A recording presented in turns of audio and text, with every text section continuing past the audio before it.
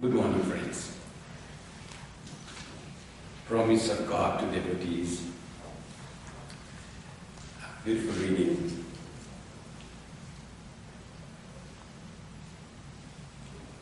Jesus said, "Come to me, all you who are weary and burdened, and I will give you rest." This is the promise God has been giving in all the incarnations.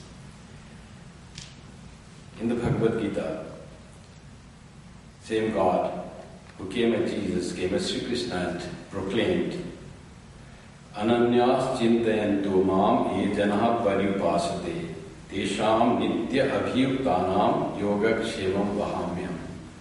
I will carry whatever my devotee needs and also protect whatever he has.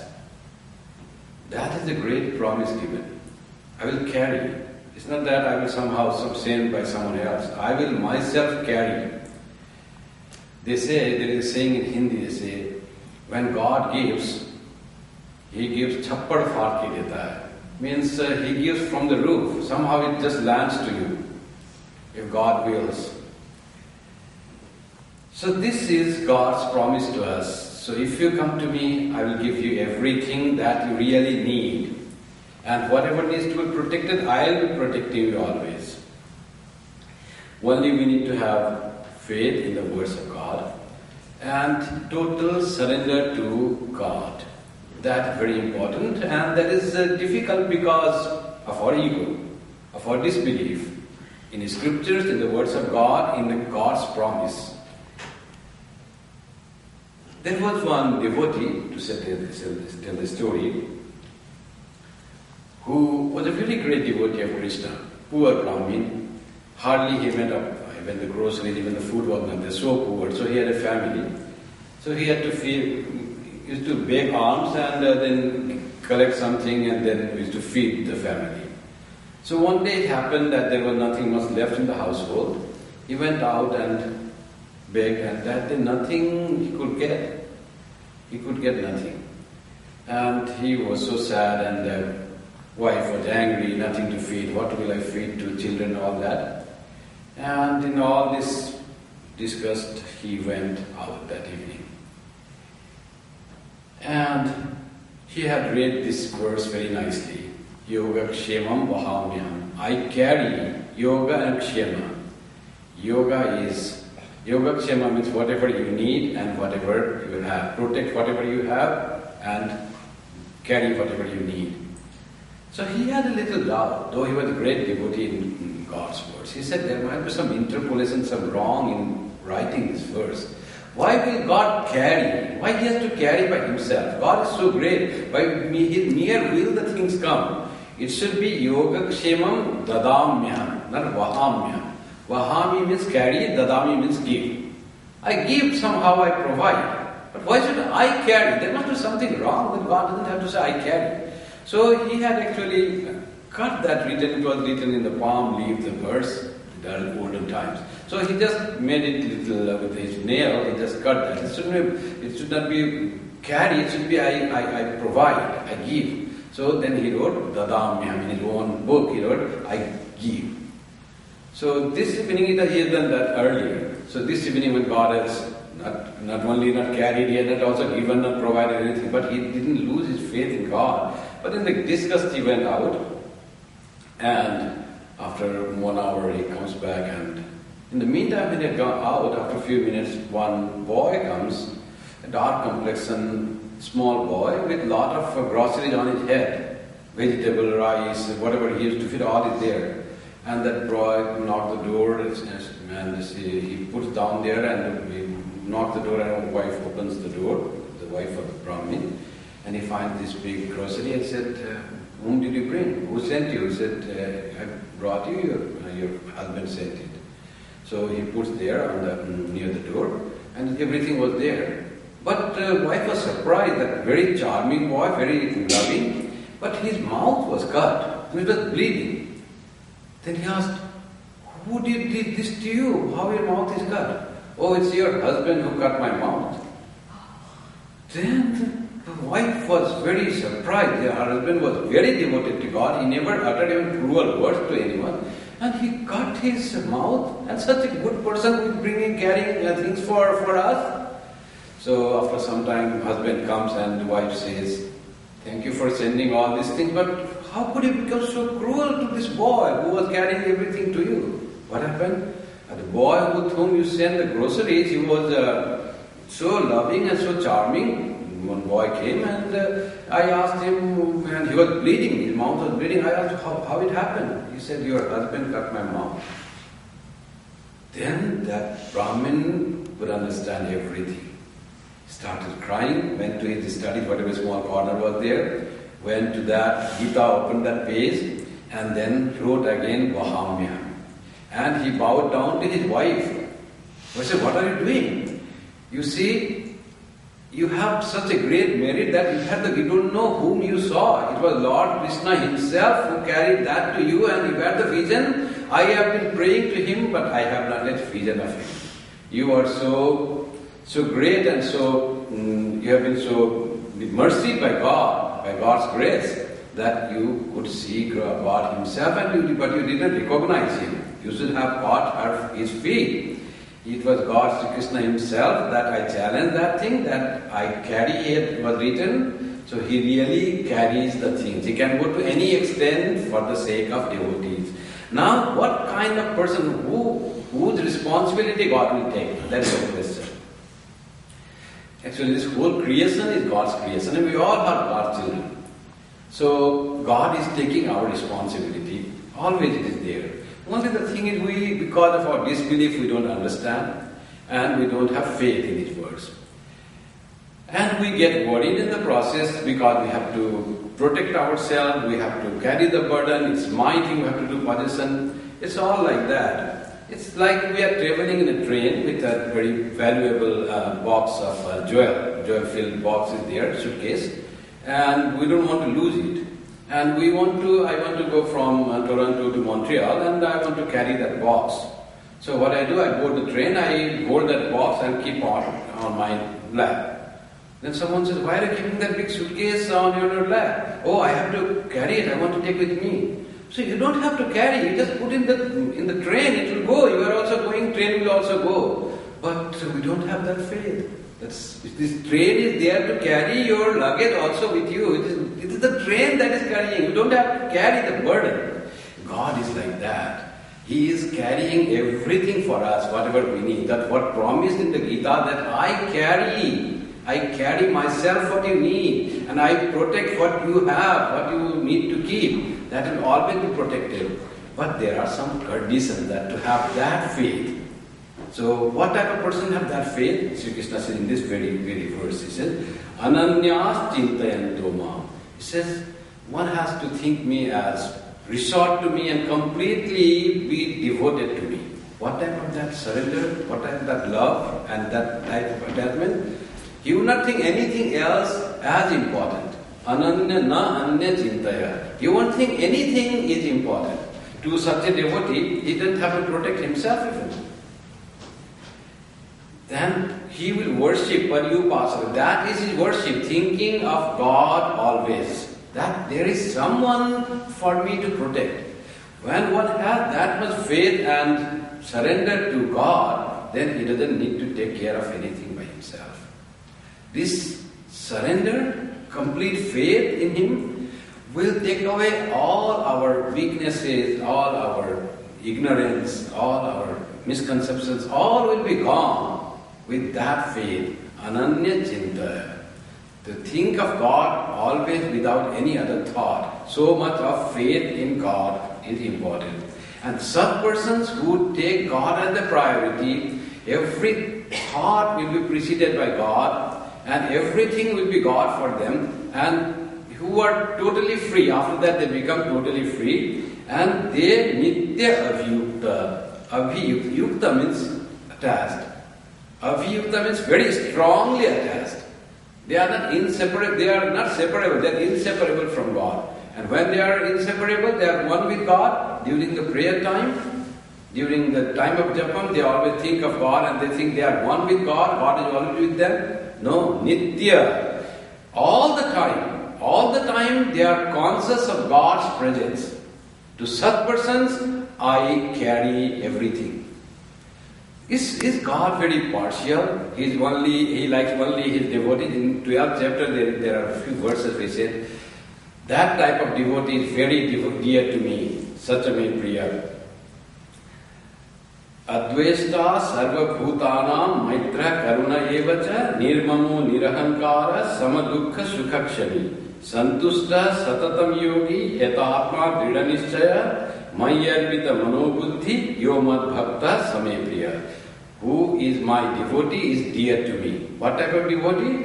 Who is not envious to any being and is very friendly to all and very compassionate.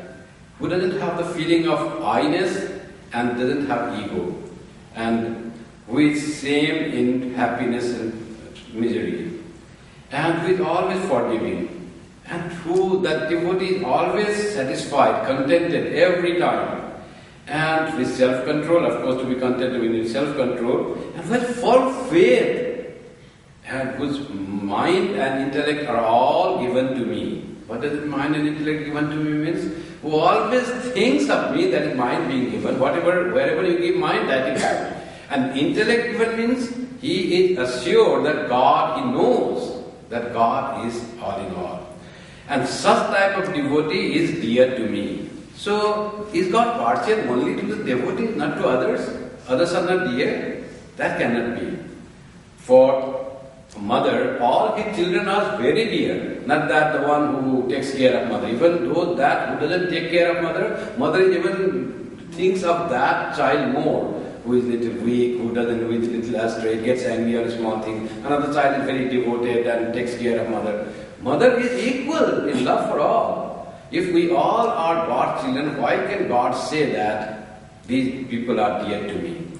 It is because those people, these type of qualities, they think they are dear to God. God is dear to them. So it is about our feeling of how we treat God as.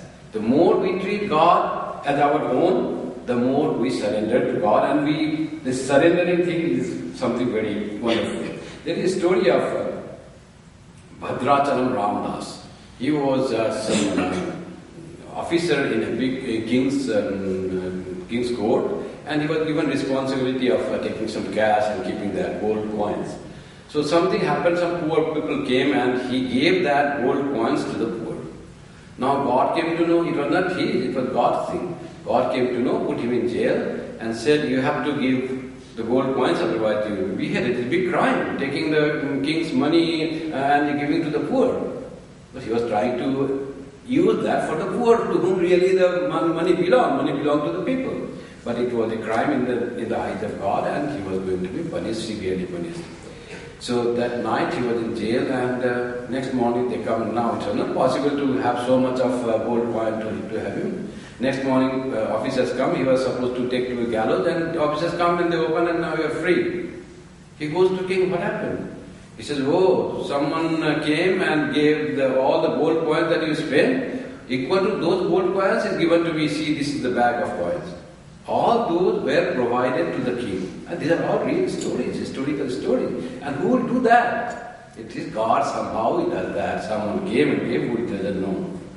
Even stories come like there was, even in modern times, there was a railway guard in Punjab, and he had to attend his station at 8 p.m. to go into the train and start.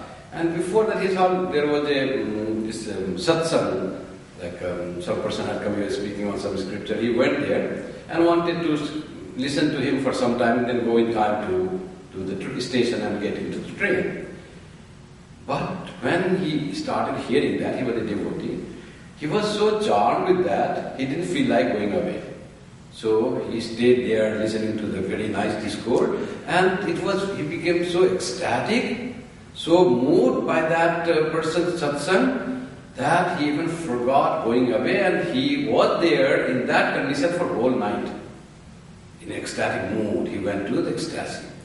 Next morning, when he came out of the normal plane, he felt that, oh, it was a terrible mistake. Who would have taken that train? What would happen to the people? Or the program of the railways? He goes there, asks for forgiveness that it happened that way to the station master. Station master says, but what are you saying? You did your duty, you took the train last night. He said, no, I was not there. Here, see, your signature is there on the register that you were taking that train. Everything was done. And then he realized it's all God's act.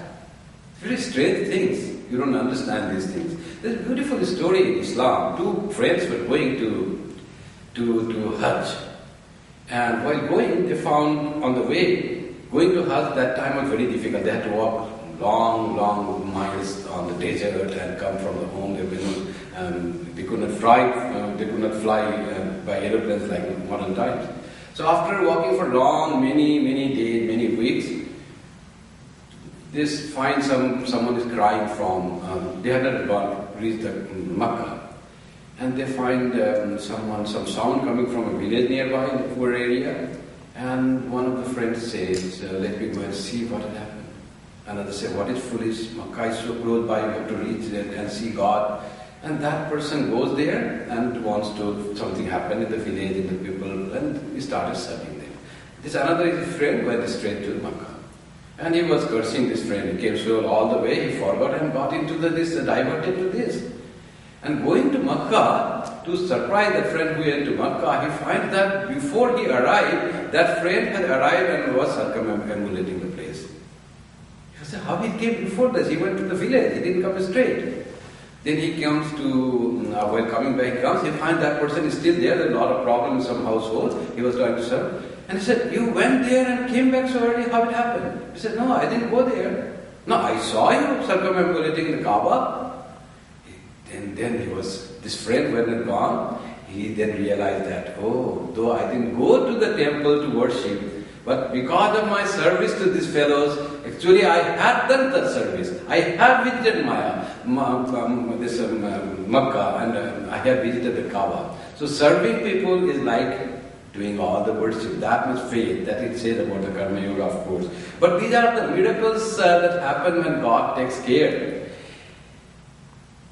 There is in the Gospel, you might have read, there is a devotee story of Krishna, devotee king, was very devoted to Krishna and had complete faith. So once he was worshipping Sri Krishna in the temple, and there was an attack from the neighboring kingdom. And this king was still worshipping, he didn't take care. After that, we'll finish the worship and then go. And in the meantime, what happened is, military was without king, and suddenly king comes and he starts fighting on their own side, and the opponent, though brave, was killed. This king fought more valorously than the king was doing, was worshipping, and in the same form he went. And when the news came that this king, the enemy had been sent away, and conquered and sent away, and that enemy king came and asked for forgiveness. And they found the king's horse was sweating in the stable.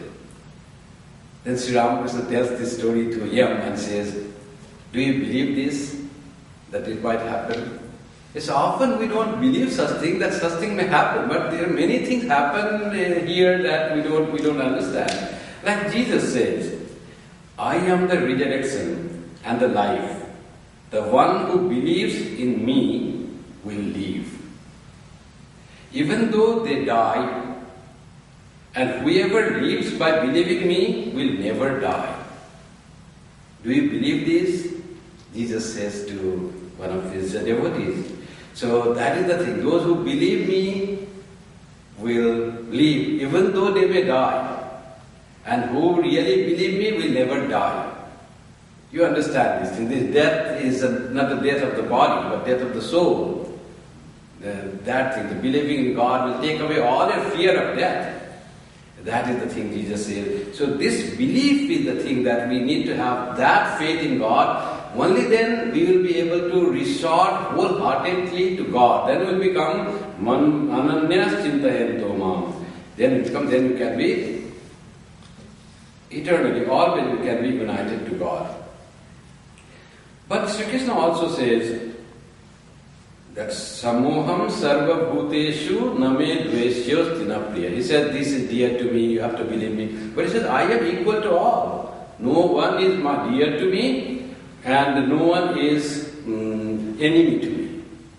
I don't have enmity towards anyone and I don't have any affinity towards anyone. I am equal to all beings are equal to me. And it is quite logical to think that God will be equal to all. Then why he says in the 12th chapter, this devotee is one who is self-controlled, one who is equal to all, one is always divided, one is, that is dear to me. Dear to me is always that. That person thinks I am dear to me.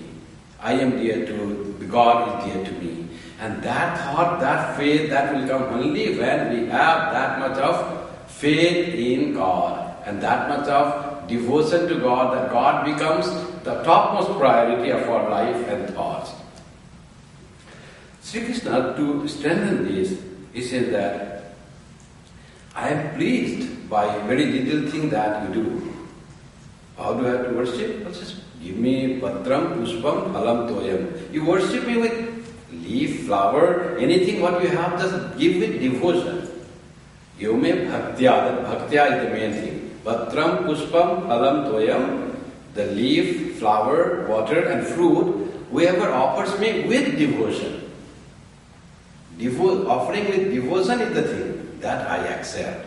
Once one of our Swami was said, we offer food, so God really accepts the food that is offered God. Because whatever we offer, that whole thing we take away. So, what is the meaning? Is there any meaning in that offering? If we have ate, why doesn't something becomes less? You offer full apple and there is not even a sign of bite there. So how has God taken that?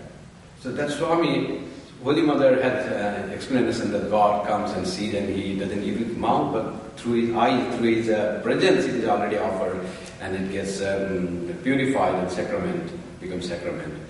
That Swami explained very nicely. He said about when you offer to your child some bread and sometimes with your jam spread on it. So sometimes the children like jam so much, they just eat jam, but it is bread. Bread is intact. Then you have to say, why don't you eat bread? You have to say, God is like that, the Swami explained. He says, you have offered the things and you have spread there the spread of love. What has God taken from the food you had offered is the love that you have taken. He really comes, accepts and takes the love. Your faith, your love that you have offered along with the fruit. That's why the word, Krishna also uses the word bhaktya. Whoever offers me leaf, flower, fruit, I will accept. Doesn't say. The condition is bhaktya. There has to be devotion, there has to be love. Only then those are accepted. And with love, anything, to say anything, he gives very simple example of these things. But if that is not there, God will accept or not? God will even accept if you offer mentally. There is a story that Arjuna and Bhima wanted to worship Shiva. So Shiva is pleased with bilva leaves. And Arjuna, being a king, he gathered bilva leaves and he wanted to do in a very rajasic way. He sent people to the forest and collected bilva leaves, cartloads of bilva leaves, many carts, and offered all bilva leaves to Shiva to please him. Bhima, the strong brother of him, very muscular brother, he didn't go or didn't send anyone to collect leaves. He just said mentally and start offering mentally Shiva Nama, offering to Shiva. The bilva is mine. So it happened by some way, after some time, they both went to Kailash and to Shiva, their abode. And they find that there are people bringing cartloads of Shiva, so some bilva leaves to Shiva of being offered, and there are some who bring very few bilva leaves and throwing at Shiva. So Arjuna asked to Shiva, who is bringing these cartloads and who is throwing a few leaves? He said, oh, that cartloads are from Bhima, and that few you find that's from Arjuna. I gave the cartloads and Bhima was only meditating. He didn't given you even one bilva leaves in practical, physical way. But Shiva says that doesn't count at all. What counts is devotion. What counts is mental worship. What counts is how you feel. If we worship with lot of articles without that much of love, it just becomes very little. What God values is your idea, your love, your devotion. That is story, very beautiful story this said. That's why Sri Krishna said, you don't have to even offer to be dear to me or making me dear. You don't have to offer any leaves and flowers and fruits even if you don't have. What do you do? Whatever you do that for me. Offer that. Yat karoshi yadasnasi yadjuhosi dadasi yat karo. Whatever you do, offer that to me as your worship. What does it mean? How to offer what? I cook in the kitchen and what do I offer? I offer this is for Sri Krishna. One is that offering. Another is offering is work with love for God.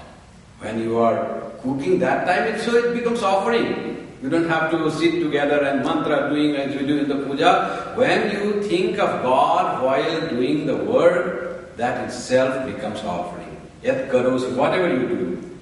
Yadasnasi, when you eat, if you remember me and you think you are offering, that becomes offer that to me.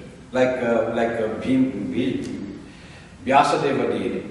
Vyasadeva was crossing the Yamuna and Yamuna was in spate and somebody said, we cannot go, gopis were there. And they asked Vyasadeva, do something, we want to cross, our children are there on the other side. Vyasadeva said, boat is not there, you came late in the evening, our boatmen have gone, what will be done? So Vyasadeva said, whatever you have, please give me.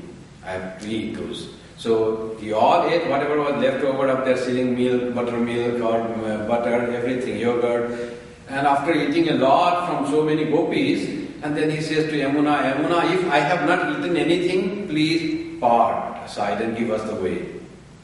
This gopis thought, what is he saying? He just ate so many things and said, if I have not eaten anything. And to their surprise, Yamuna really part away, and then there was the way, as we find in the story of Moses coming to crossing the Red Sea, and they crossed. They were surprised. Here the Vyasadeva doesn't eat, he offers everything to God that resides within us. So that is offering. Yad asnasi, can you offer those? Everything that you eat, you offer to me. Whatever you sacrifice, that also don't treat as your sacrifice, offer that to me. And you bow down to me. Whatever you give, whatever you in charity you give, that also you offer to me. Don't give to the poor person, don't give to the homeless person. There I am there. There are so many stories that God comes in the form of poor, destitute, needy. Offer that to me. That is dadasya. Yat tapasyasi. You do tapasya, worship, japam, that also you offer to me. Not for your anything, just can you offer all the fruits? That's why after the puja you'll find Sri Rama Krishna Arpanamastu. We do after the homa every time. So Om Brahma Sri Rama Krishna Arpanamastu. That is said after you do japam. Even the fruits of japam you offer to God. You don't want anything from that. Whatever is to be done will be done by God. You offer totally yourself. I don't know anything, what good or bad. Just you take up my care. Tat Kurushva Yat Kaunte Rosan of Kunti, everything you do, Mad Arpanam, you offer to me. All good that you do, you offer to me. That's by you, your Lord. If really, whatever good is done by Him. He is the only who does good. Then he says, Manmana Bhagavad Bhakto Madhyat Imam Namaskuru. He says, put your mind in me. Be me-minded. Manmana Bhagavad. In your mind there should be, I should be there. God should be always there. And be Mad Bhakta. Be my devotee. Madhyaji. Do things for me, not for you. Mam Namaskuru. And you bow down to me. Why bow down comes? Do everything? Because that is the humility. Then you understand it's God you do. I am low, much low in front of you. You are the doer. I am nothing. You are all. That's why I am the servant, you are the master. That type of concept. Namaskuru. Then God says, Mam eva yasyasi. If you can do that, you can think of me always, you can be my devotee, very devoted, loving to me, doing everything for my sake, and being humble in front of me, then Mam eva yasyasi. You will come to me. what is going to God? You will be aware of God. God is always with us. There is nothing going or coming. You will be aware of my presence. And you will have total faith in me. And you will have no worries and anxieties left for you. You will have total faith that God is there to take my care and to carry everything that I need in this life and protect me everything that I need. That will have faith, that is going to God. Or God coming to us, whatever we can say. Being aware of God, God consciousness. And then he says, this truth that I will go to you or you will reach me is Pratijane. I promise that to you. This is God's promise. If you become totally, your mind is given to me, you will surely reach me. That I promise. Only the condition is that. This truth I promise. Therefore surrendering to God is very important. That is the promise of God. If you surrender, you will be free from all the problems of this samsara. The problems of samsara is doubt, samshaya, and lack of faith in God. That brings ignorance of God that is looking after us, and He is all in all, and on Him we are fully dependent, and He takes our care. And even if we die for Him, we live. When we do not have that faith, anxieties, worries, problems, tensions all come. And when we expose to God in that way, all these problems just they vanish. Exposing ourselves to God and putting God in our mind is like exposing some wounds. You see, when you cover the wounds, it often gets bacteria. They are called anaerobic bacteria who can't stand oxygen. You expose that to oxygen and bacteria vanish. You expose yourself to God, all our problems vanish. Ignorance, mistakes, misunderstanding, all vanish, and you become fearless, you become content, you become straight. That's how the faith in God comes. It's like exposing yourself to some bacteria who can stand in the sun. You give sunlight and bacteria die. Just we need to expose our mind to God's presence. Always have the feeling, yes, there is someone to take care. Sri Ramakrishna said the same thing to Girish Ghosh. He said to Girish Ghosh, do some spiritual practice. Repeat the name of Sri Ramakrishna made religious practice so simple that do some japam.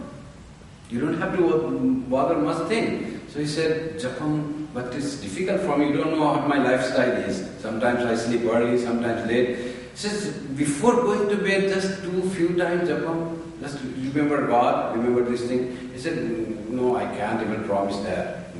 God has to promise everything. We will not promise for anything. That's the problem. So he said, I can't promise that.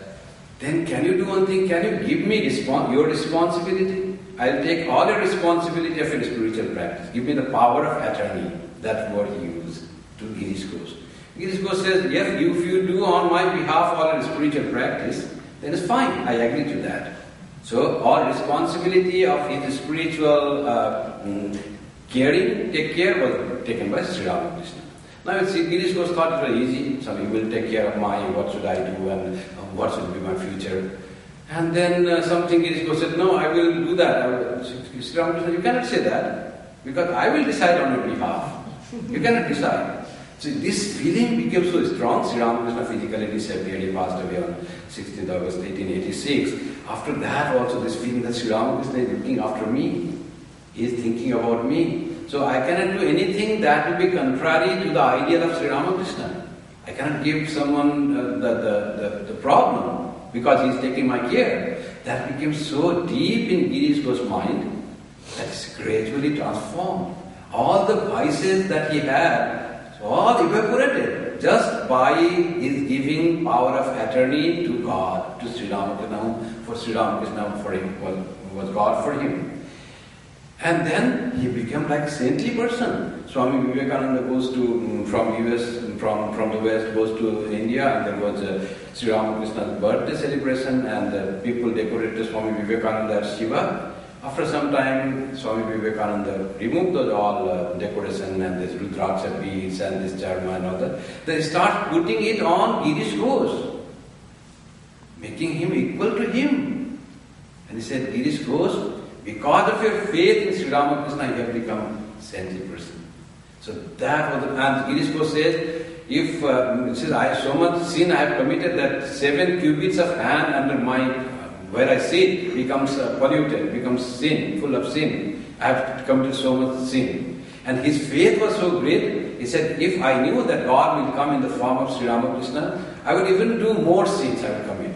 Because I know that with his grace, all sins will go. There is no greater sin that cannot be washed away by the grace of God. So just he said that to glorify Sri Ramakrishna. In the Gospel there is one song which says, oh, Durga, even if I have done all the crimes, if I have killed a small child or killed a cow or killed a Brahmin, if I take your name, all will go away, I am sure of that. Some people said, what type of this feeling is, you commit so much crime and say that you need to take the name of mother and all will be dissolved. It's not the right thing. How can one think of doing so much crime? It is not about thinking of the crime. It is about thinking of the glory of God's name. That's what Girish Ghosh also was saying that. Not that he was interested in doing more sins, but that faith in Sri Ramakrishna's power to redeem that. Girish Ghosh was so firm in Sri Ramakrishna's power to redeem our faults and defects. That is God's power. That's why Ananyas Chintayantam, that much faith in God. And the reading beautiful today was just telling it, whom we shall get as that powerful being so close to us and always taking and watching us in the form of Sri Ramakrishna. Whether Sri Ramakrishna is so wonderful personality, whether we worship Shiva or Kali or Jesus or Allah, anyone, Sri Ramakrishna is there to accept us in that way, and he will redeem us in any form. That's why we call Sri Ramakrishna as the culmination of all gods and goddesses, Sarva Deva Devi Swarupa. Sri Krishna said in the 18th chapter, Sarva Dharman Parityajya Mamekam Saranam Praja. All your virtues, duties, all you give up and we surrender to me. Aham tva, will that incur sin if I give up my duties? Aham tva sarva papebhyo. I will moksheshyami. I will free you from all the sins that you had committed in many, many lives. And there can be no sin with you if you totally surrender to me. Only you have to surrender. Mam ekam saranam braja. Be devoted to me alone. Why alone? Only to Sri Krishna, not to Sri Rama, not to Sri Ramakrishna, not to Gauranga. To me alone means not to the world. I want God and I also want. I want bank balance, I also want God. That is not doing ekam saranam. Ekam saranam, God is the main thing that will give me protection, security, that will give me joy, happiness, everything will come from God and from nothing else. And what about relatives? Nothing else. Only God and God. There is the fulfillment. So that is Yogakshemam Vahamyam. God's promise. Pratijane priyosime. You are dear to me. Why you are dear? Because you accept what I want to show you. Because you feel I am dear to you. Aurobindo that's saying. God loves us more than we love ourselves. So faith in these words of great sense and even the God's own promise will take us closer to God and there will be the blessedness that we expect by being spiritual.